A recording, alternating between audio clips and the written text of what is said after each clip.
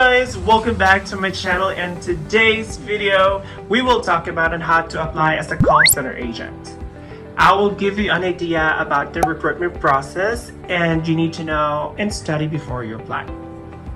So keep on watching if you're interested to know, and please don't forget to subscribe. I wanna hear you sing it. Hey, mama, don't stress your mind. We coming home tonight. If you are new and have no clue on what to expect and what's the process on how to apply as a call center agent, I will share or I will guide you to the process. This is just based on my experience. I've been in the industry for almost 10 years, so I think it's enough for me to know the ins and outs of the recruitment process. But of course, every day is a chance for us to learn something new, so there's a lot of something ahead of me that I need to learn or I haven't experienced yet. This vlog can serve as a reference for first timers and also for those who continually to fail the job process. The BPO or business process outsourcing industry in the Philippines has the most substantial contribution to the economic growth, with average salaries surpassing other professional jobs. It is the most preferred career by graduating students. Most graduating classes these days have at least 50% of graduates starting in a call center industry, regardless of the course they completed. Recently, there is even a trend of employees working part-time while completing their college with the help of their call center salaries. However, even though the call center industry is constantly hiring, there are those who find it hard to pass the initial job process. Now, let's discuss the recruitment process. Be prepared by bringing the following items with you: additional copies of your resume, valid identification, cell phone, pens, and a bottle of drinking water. Never assume that HR team has a copy of your resume since you sent it by email or gave a copy to the front desk receptionist. In reality, most people in HR are handling thousands of applications weekly. There is a high chance that your paperwork may get lost, even if you are already good for your final interview. In case this happens, you should retain a copy of your resume of yourself, as it will come in handy during the interviews. You will need to fill out an application form from the front desk or reception, so you need a pen to write your name in an applicant logbook. It's better to have a backup pen for extra security as well. Be mentally prepared. It's going to be a long day, and not all recruitment centers have refreshments or water cooler to keep you hydrated, but don't worry, applicants will be given a break, but don't expect more than one for a quick lunch. And if you're hungry or thirsty, you won't be able to focus or concentrate during the interview or exam, so make sure to eat or bring water with you. Always dress for success. Applicants who are in business casual clothes have an edge over people who come in wearing t-shirt and jeans. Not only does it demonstrate that you respect the company by showing up in appropriate attire, but it also tells the interviewer that you do have business casual clothes to wear during the client's visit. Although it's not necessary, but it's also important that you are comfortable with the clothes that you're wearing, because that will give you confidence with yourself. Now let's talk about the initial interview. Always remember the correct details in your resume. The initial interview will only be for screening purposes, which means they want to know the details of what you put in your resume. For example, you were working for McDonald's for how many months, you graduated what date, you changed your course and when. They will check and see if you're making false claims. Even if interviewers have this information in front of them in paper, they will still ask you these questions to warm you up and also to get a clear picture of your skills. If you're not clear on the dates or lengths of the time that you had done or completed something in your resume, you will either be scrambling your memory for an answer, or even ask to take a little peek of your resume to check the answer.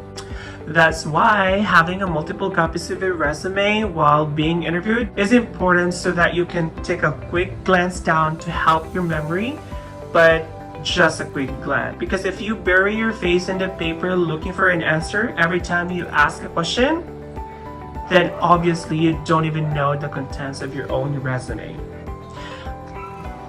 Answer interview questions directly and simple. Meaning you don't have to tell your life story to the recruiter when they ask you something simple like, how did you learn about our job opening?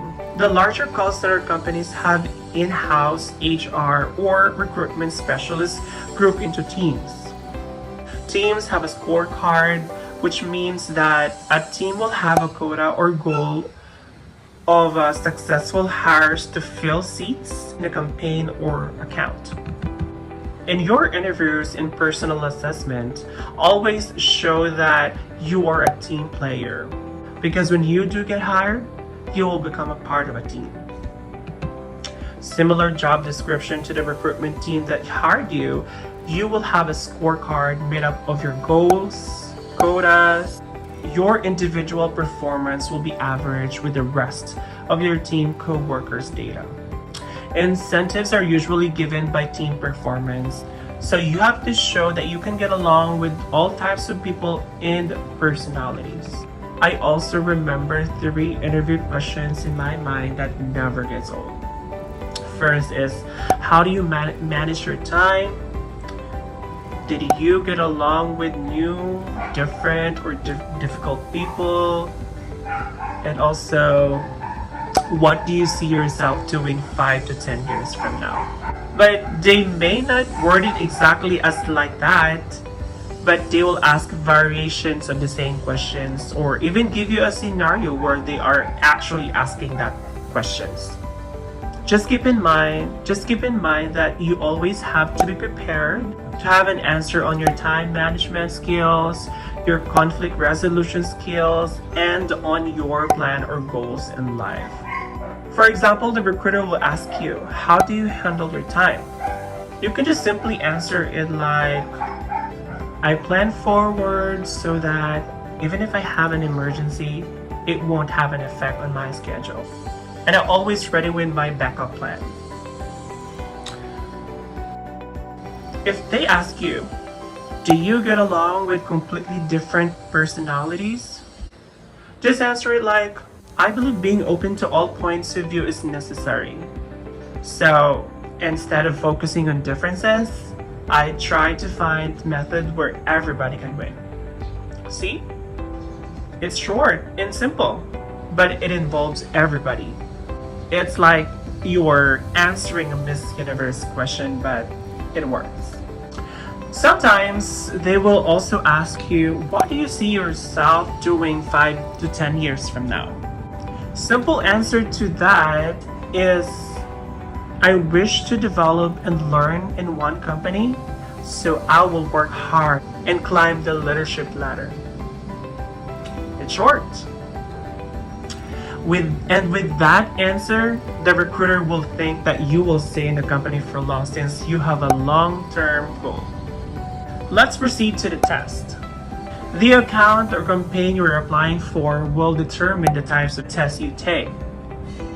An advert that is looking for an inbound customer care for telco account or telecommunications account will look into your verbal, comprehension, and computer skills, as you will most likely doing problem solving or explaining charges on phone and internet services. An advert for a financial account will, of course, look into your math skills and your awareness of financial instruments such as mortgage, stocks, bonds, forex, etc. An advert for an outbound sales agent or a telemarketer will look into your personality, which be determined by either the results of your personality exam or your interviews, as the successful salespeople are self-driven to reach their quotas. The test usually consists of grammar, reading comprehension, basic math, non-verbal logic, and personality. So calm your nerves during the exam. It's also best to be mentally prepared for the time pressure needed to answer 50 questions or more. Practice on your exam taking skills by timing yourself while doing one of those free online aptitude tests. Call center work always revolves around computers, so your typing speed will most likely be tested. Most accounts or campaigns are satisfied with 45 WPM or words per minute. Take an online typing test so that you know your WPM and practice until you get a solid score. When you have to go through a verbal or oral test, give priority to pronunciation and enunciation over speed. Most people think talking faster will show how smart they are. However, what is more important to the interviewer is how you will be understood by foreign customers, especially over the phone. This is why some interviews or tests are done over a simulated phone call, as this is to determine how customer will hear you. They may ask you to do something as simple as counting numbers like 1, 2, 3, or reciting an alphabet like ABC. Don't mumble through the numbers or letters like you are singing the forgotten words on a karaoke song. Call center agents' most repeated tasks are numbers such as account numbers, confirmation numbers, repair ticket numbers, etc. So it is vital that the interviewer will not hear your local Filipino accent and hear the difference in clear neutral English between F and an S or a B and a D. But it's not necessary to have an American accent or a British accent. Neutral accent is all you need. Since communication is two-way process, the other counterpart that is just as important to the verbal test is the listening comprehension test. You may be asked to listen to a recording wearing headset or to someone speaking over the phone. They will most likely ask you to write down details of what is being recited or spoken. For example, you will hear a recording like this. Hi, I'm Mr. Smith. I would like to make a dispute about my latest bill on the previous month of March. It is showing a $245 charge when my plan is only $79, and I don't remember what it was for. Could you help me out? I think it was for my mobile plan, broadband, or something. Anyway, my account number is 241-60527. That is example of recording. So you need to look for the keywords in the recording that you listened. Example keywords are Mr. Smith, March, dispute, $245, mobile broadband, account number 241-60527. Yes, that's the kind of keywords that you need to take note. But you will learn quickly when you are used to handling the different types of foreign accents. It is also smart to familiarize yourself with different accents.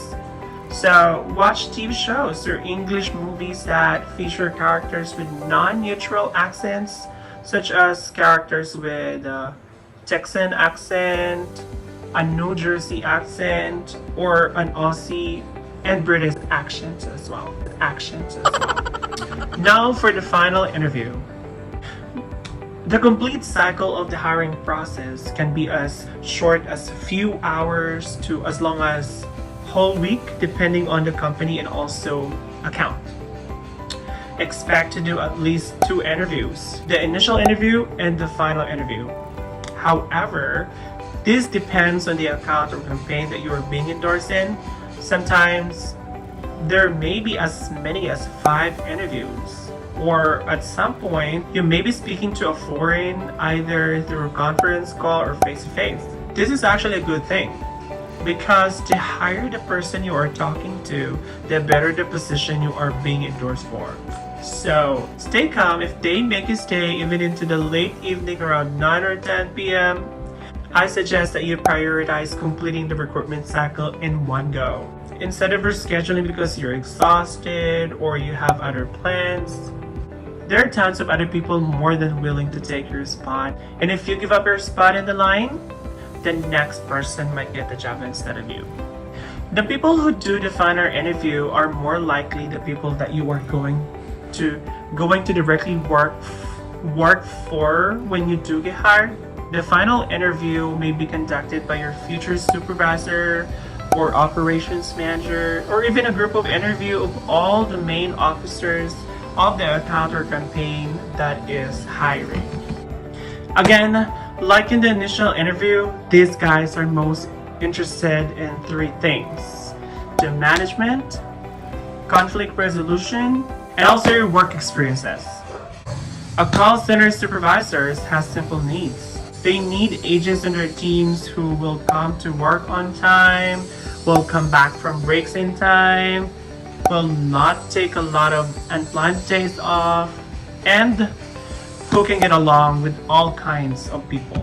In other words, you want to show that you are reliable, likable, and cooperative.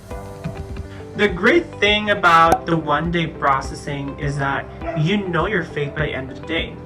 You either walk in looking for a job and walk out with one, or even if you don't get hired on the spot, then at least you're not left hanging in suspense, wondering if you should be looking for other employment opportunities. One thing that unsuccessful applicants can do is to ask a recruitment team that processes your application for feedback. Then you would know at what point in the process that you need improvement on, like typing speed, or how to improve your English grammar, etc. Most recruiters I have encountered are willing to give you feedback when you ask nicely. But if they are reluctant to give you this information, then don't be pushy. Remember, it was a long day for them too. The first time I applied, I was rejected. The recruitment told me that I'm running out of words, I don't know what to say, or having problem explaining things. Yes, I have experienced that too. The first. I was so nervous that time, and because of that, I got mental blocked, and I'm shaking. Maybe because of the air condition is so cold. If that's what happened to you too, don't stop. Maybe it's not the perfect and the right time for you, so keep trying. And that's it for today, guys. I hope that you learned from me, and good luck to your journey.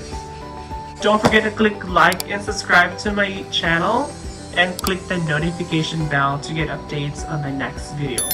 Always remember, if they can do it, you can and you will. Bye!